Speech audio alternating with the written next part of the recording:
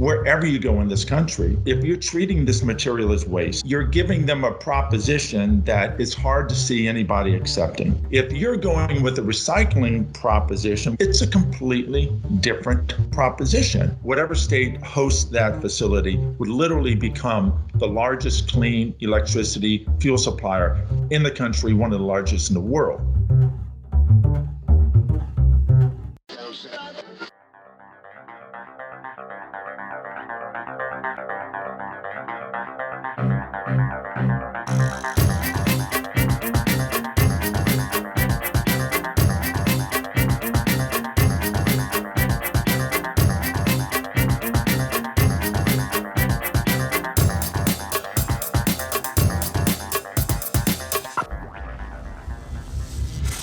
This is EnergyCast, and I'm Jay Downhauer. Today we're talking about nuclear reprocessing, recycling spent nuclear fuel and making our most reliable carbon-free energy source more sustainable. My guest says only 4% of the original fuel is lost through reprocessing. That's a lot of good fuel to simply throw away. If you look up, why doesn't the U.S. recycle nuclear fuel, the answer that comes up says that it was perceived as not cost-effective and could lead to nuclear weapons proliferation. In 1977, President Jimmy Carter prohibited it. Well, if it's good enough for them, fast forward to today, and we have nearly 90,000 metric tons of waste scattered across the country, on site at our nation's nuclear plants. This waste was supposed to be disposed of according to that Carter declaration. It hasn't. My guest says Yucca Mountain will never see a drop of waste stored there. It wouldn't matter anyway, because Yucca is already too small for all the outstanding waste there is. On top of that, the fund to dispose this waste, ratepayer funded,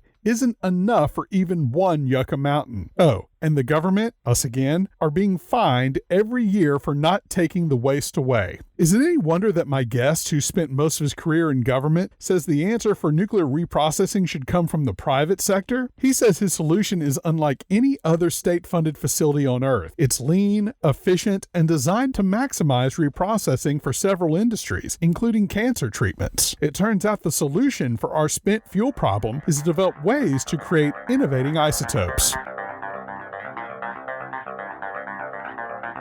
My guest today is Ed McGinnis, CEO of Curio, a nuclear technologies company based in Washington. I interviewed Ed for episode 63 back in July 2019 when he was Assistant Secretary for Nuclear at the Department of Energy. It's a conversation I've referenced several times with guests in later episodes. Curio hopes to do a lot of things, but is primarily focused on building the nation's first nuclear reprocessing facility. It's not without legal and logistical challenges, which I'll discuss at the end of the interview. But to hear Ed tell it, there's really no other choice. We also get into a little talk about the Russian invasion of Ukraine, which is still ongoing at the time of this recording. Ed shares some inside knowledge that I don't believe many folks know about in regard to Ukraine's dependence on Russian nuclear technology. I hope you enjoy my conversation with Ed McGinnis. We're here with Ed McGinnis, CEO of Curio. And Ed, last we spoke was 2019. In the summertime, you were part of the senior leadership at DOE. Since then, there was an election. So catch us up on your journey over the last 2.5 years. Well, thank you very much. Pleasure to be here and pleasure to speak with you again. In the past 2 years, it's been a great time for me personally and professionally. When we last met, I was in the Office of Nuclear Energy, acting as Assistant Secretary of Nuclear Energy. And then I went on to work at the White House as the Executive Director of the President's Council of Advisors on Science and Technology, which was a wonderful, just amazing experience. After that, and shortly after the election, I returned to the Department of Energy. I served for a fairly short period of time as Director of the Office of Engineering and Technology within the Office of Science. Following that, after 30 years working at the Department of Energy, I decided to retire and go into the private sector. I couldn't resist. I saw an opportunity where I thought I could make a real significant impact. And I've always felt as though I had not left it all on the field quite yet on nuclear. I can't help but to think about the incredible gift that the previous generations, when nuclear energy was developed for peaceful purposes under President Eisenhower in the 50s, and the incredible legacy that was left. But as all good things, they don't last forever. I felt as though we really need to do everything we can to leave nuclear energy on a really good footing. Frankly, the second nuclear era, as we call it in Curio right now. And one of the greatest challenges that has been, frankly, an albatross around the neck of the U.S. nuclear energy sector. We cannot do that if we don't come up with an effective plan for dealing with what many call our nuclear waste, which is anything but nuclear waste. It is one of the most valuable stockpiles of clean energy in our country. That is enough equivalent energy to power our country for 100 years.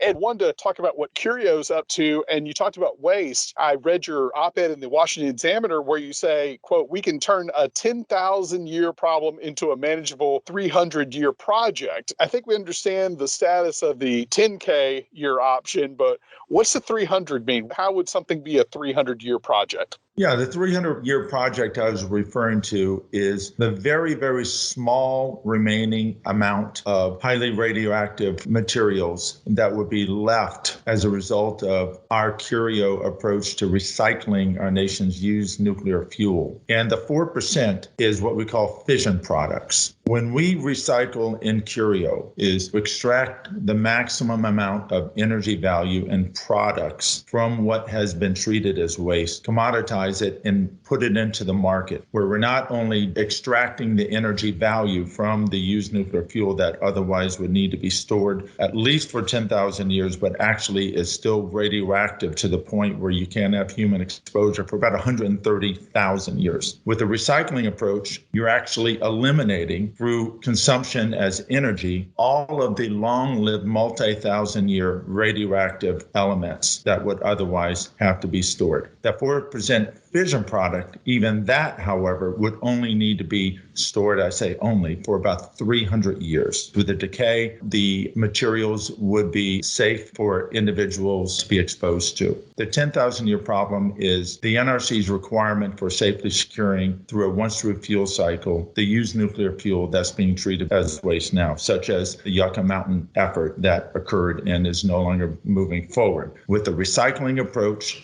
which makes all the sense in the world, you're literally left with 4% of that waste that only would need to be stored for at most 300 years. Well, it sounded to me, Ed, like Yucca Mountain may only be able to serve that purpose for the 4%, as you put it, because your website says the accumulated spent nuclear fuel already exceeds the capacity of Yucca Mountain. I don't think anything's even in there yet. So was that intentional? Did they undersize Yucca Mountain? What's the design there? And what do you think we should be doing with it now?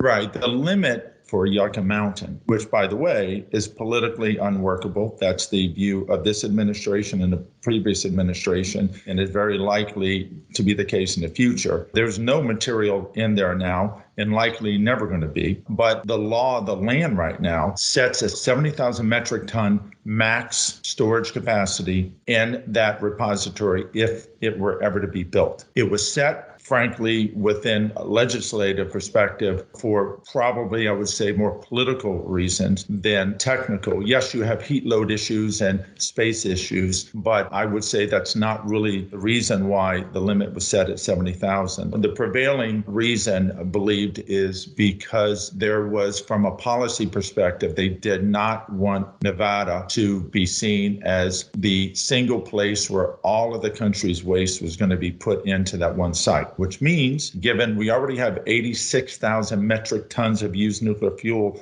in 75 locations in 35 states around the country approximately, we're adding about 2,000 metric tons a year to the overall sum total of materials in the United States that's coming from our fleet of 93 reactors right now. What that means is that even if we were to do something like a Yucca Mountain, one would not be enough. If we continue to treat it as waste, we would probably need at least 2, if not 3, repositories if they were set at 70,000 metric tons, which is financially financially so enormous, it's hard to even absorb. Even right now, the amount of money that has been collected has been about $28 billion in equity from ratepayers around the country receiving electricity, an essential tax, mil per kilowatt hour, put on nuclear reactors that are selling electricity. But the sum total of what's called the Nuclear Waste Fund is about $47 billion right now. That includes interest on the equity that was collected from ratepayers. The Department of Energy in 2008, I believe it was, estimated that a cost of one single repository like Yucca Mountain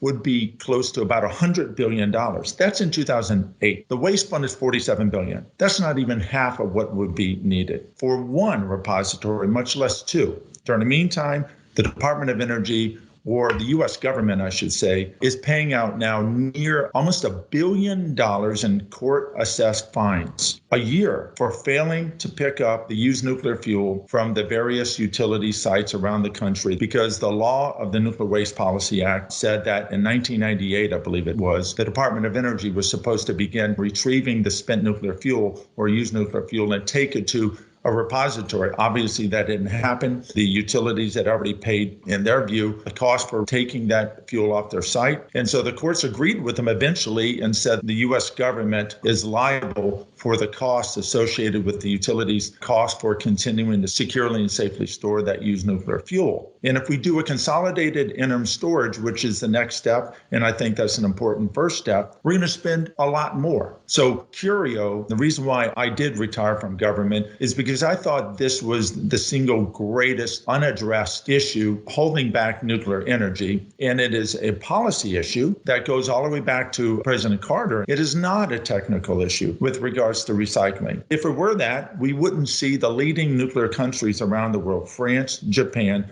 China, the UK, Russia, recycling or have recycled. And they recycle because it absolutely makes total sense. Why would you take perfectly good used nuclear fuel where you only use about 4%, and then you're literally not only throwing it away, putting it in Mother Earth, but it comes out at arguably one of its highest states of radiotoxicity you're ever going to have with that material. From an environmental perspective, it makes no sense. If you recycle it, you dramatically reduce the radiotoxicity and the long-lived materials, and you eliminate much of it. It's like taking a fighter jet and flying it for a month and throwing it away. So my view is it is time to address this issue. We have all the means to recycle it and not leave this as a legacy. Sure. So it looks to me like we have an issue with Yucca Mountain. There's not enough room for it. We also can't put anything in there. So I think that really is what dovetails with what seems to be Curio's mission here. Are you proposing a recycling facility, a single facility?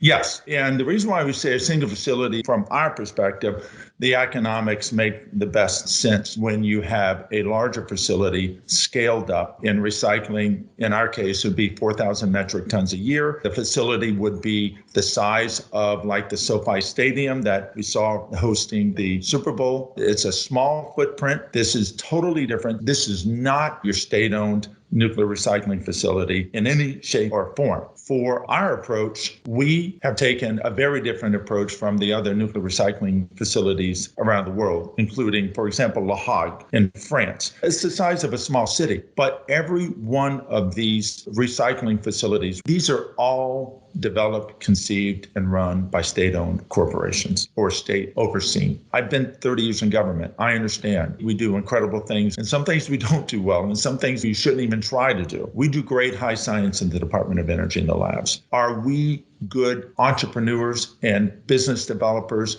where we're going to take a clean slate and say, how do we absolutely maximize the value of a material like used nuclear fuel, minimize costs, but maintain high quality, reliability, safety, and security? And how do we monetize every isotope possible in this material and bring it to market, make it self-sustaining and self-financing, ultimately long-term, where we're protecting the taxpayer? Our approach is a compact facility, a high-performance facility that is based on modular, integrated, semi-autonomous systems, and that would be all we would need to recycle our entire nation's used nuclear fuel and turn it into nuclear fuel for the very same reactors that we're taking the used nuclear fuel from, and also bring out multiple other products. Advanced nuclear fuel for the new reactors coming in, which is based on what we call transuranic-based fuel. We call it true fuel. And we would also extract for other products, Neptunium-237 that would be used to produce plutonium-238 for this burgeoning space-based industry. And then we have additional products that, from an entrepreneur's perspective, if I were in government, frankly, I would not have thought about it. Whatever state hosts that facility would literally become the largest clean electricity fuel supplier in the country, one of the largest in the world. It would provide 40% of our entire nation's nuclear fleet's fuel requirements. And then the fourth would be isotopes that are in very high demand right now to fight cancer through targeted alpha therapy. There's a huge demand for that. And then also we're looking at the potential of even taking that 300-year problem I said. We're already talking to some transformational battery companies where literally in the future, you could have a scenario where your batteries will outlive you. I did want to go back and mention one other thing about, you mentioned Nevada and Yucca Mountain. I would argue that it's not just the limit and the size, and not even the objections put forth by certain stakeholders in leadership in Nevada that oppose and continue to this day, certainly to oppose Yucca Mountain. I would argue one of the most important reasons something like Yucca Mountain is not acceptable is because of the 10,000 and the 130,000 year problem, like I said. Even if you provide them with financial incentives, which I would say has been woefully inadequate, and our business model for Curio flips that on its head and argues for strong revenue return to the communities. The problem is, wherever you go in this country, if you're treating this material as waste, you're giving them a proposition that is hard to see anybody accepting. If you're going with a recycling proposition, it's a completely different proposition. What's not to see that as an incredible thing with the revenue and with the jobs? Yeah. And the big question I would have for a facility like this is, it sounds to me like transporting waste is a nightmare. So how are you going to navigate the logistics of transporting this kind of waste to a central facility over multiple states? And then I guess you're going to have to also transport that 4% of waste out. Logistically, how's that going to work? Well, first of all, as I said before, much like the political issues that have kept nuclear from really realizing its full potential because we treat it as waste and it's really not, and we have the technical means, there are corollaries to the transportation issue. How many people realize that every day in this country, nuclear material, including nuclear material that is treated as waste right now, we've been transporting nuclear material for decades. On rail, on trucks. DOD does it routinely. So does the Department of Energy's National Nuclear Security Administration. In addition, I would say the Department of Energy, kudos to them, they have taken it upon themselves, in Congress appropriating this and directing them, to develop safe, secure rail cars that are being developed specifically to transport the used nuclear fuel coming out of our nation's commercial light water reactors. There's two different programs, and both of them are going to be ready in the 2028 timeline, which is perfect for us. Is it something that we need to focus on? Absolutely. Do we need to have very strong planning? Absolutely.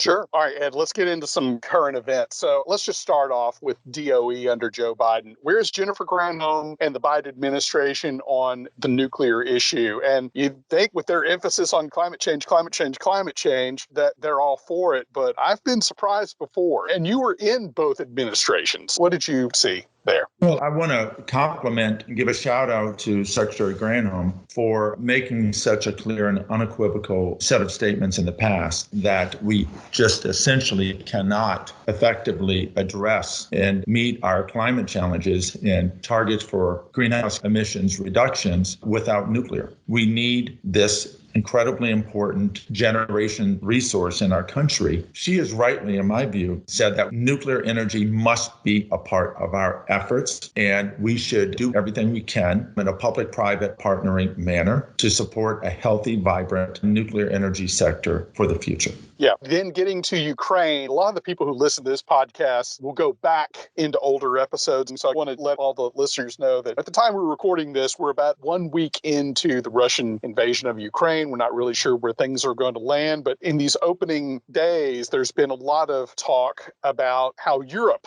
put themselves in a bad position here. Germany getting rid of their nuclear plants in favor of oil and gas whenever renewables aren't functioning. So it's all coming from Russian oil and gas. What does the Ukraine example say about energy policy, both over there and domestically here in the United States? It's an incredibly important example to look at and to see that journey that Ukraine has gone through since it got its independence in the early 90s, and its journey of trying to get out from under the energy chokehold, among other things, that Russia's had over Ukraine. And also how important it is to have nuclear energy as a key element for dealing with climate and energy security. Because when you have a nuclear reactor in your country, that is a domestic generating source of electricity that generates electricity in a way no other power source does. It's the only generating plant that generates electricity that can go nonstop without stopping, literally, for 18 to 24 months. You have energy security immediately. You don't have to worry for 18 to 24 months whether someone's going to cut off your natural gas supplies. With regards to Ukraine, I have personal experience with many good friends from Ukraine. I've been to Ukraine probably 8 to 10 times at least, and I started working with them when I was Deputy Assistant Secretary for International Nuclear Energy Policy and Cooperation in Ukraine, and that was back in 2007. And one of the key programs that I was involved in was to help Ukraine diversify away from dependence on Russia for nuclear fuel. Many people don't realize that Ukraine has 15 nuclear reactors at 4 different plants. I've been to 3 of those plants. It represents over 50% of the electricity for Ukraine. Even with Chernobyl as that tough, dark time, they found a way to safely operate the other reactors. Since then, they've performed important roles. The challenge was, and still with everything unfolding, what we did know back then is when Ukraine got its independence, it had this large fleet of Soviet-designed reactors, and all the fuel was being provided by Russia. And even virtually all of the used nuclear fuel was being handled and taken back to Russia. There was double dependence, more than that, on Russia. We started working with them. The Department of Energy received funds from Congress to find a willing U.S. company or companies that would be able to develop and qualify nuclear fuel that could be operated in Russian-designed reactors. That company is Westinghouse. At least 6 are now operating with Western-style Westinghouse nuclear fuel. And that second double chokehold they had was the used nuclear fuel. If they don't have a place to take the used nuclear fuel, they would have to shut down the reactors because of a lack of space. There was another company called Holtec. Kudos to them, virtually all on their own. In this case, they worked with and received support, advocacy from the U.S. government, including me, to build a national used nuclear fuel storage site where they no longer had to depend on Russia. Russia absolutely treated U.S. companies trying to get into Ukraine as a direct commercial threat, if not more. It was a rough and tumble market. I like to say it was the roughest market that I had ever experienced in the world, because you're going head to head, not against a Russian company, but a Russian state, because it's a Russian state-owned company. And they would pull no punches in trying to scare the Ukrainians from wanting to use and rely on Western-style nuclear fuel, because the market and geostrategic, I think in Russia's eyes, are all mixed in, and it's all one big geostrategic game. And nuclear is a really, really important tool that Russia, China, and others use, which is why I continue to say it's not just for climate, it's not just for energy security and electrification. It's geostrategic, that we need to maintain a healthy nuclear energy sector. We need to have it sustainable with a circular economy where we recycle it and not shoot ourselves in the foot and have stranded waste and treat it as it is, as used nuclear fuel,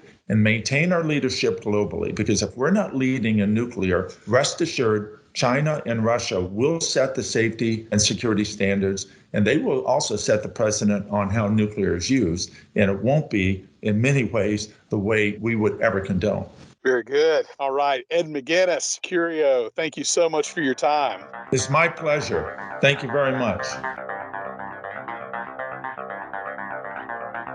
That was Ed McGinnis, CEO of Curio, a DC-based nuclear technology company. I asked Ed about the logistics of building a nuclear reprocessing facility, but I didn't ask specifically if it was legal to build one. After the interview, Effort offered some clarification via email. He said there's no ban on nuclear recycling, but the law does require all spent fuel to be sent to a repository like Yucca Mountain. What would have to happen is there would have to be a change in the law to allow the title for the fuel be transferred to a recycling facility. I'm guessing this part is where Ed's years in government will come in handy. We wish them the best. I want to thank Ed for his time, as well as Roma Daravi at Daravi Strategies for setting this up. You can find plenty of pictures in this episode on energy-cast.com, as well as on Instagram and Parler at Host Energy, and Twitter at Host Energy Cast. All guests are sent the raw and completed audio the week of release. So far, no complaints. Be sure to leave us a positive review on iTunes. That gets the word out. Music was produced by Sean Stroop at Stroop Loops. That wraps up episode 134. Be sure to join us next week when we learn how solar companies are getting the most out of sunlight by adjusting their angles. Until then, I'm Jay Downhauer. We'll see you next time.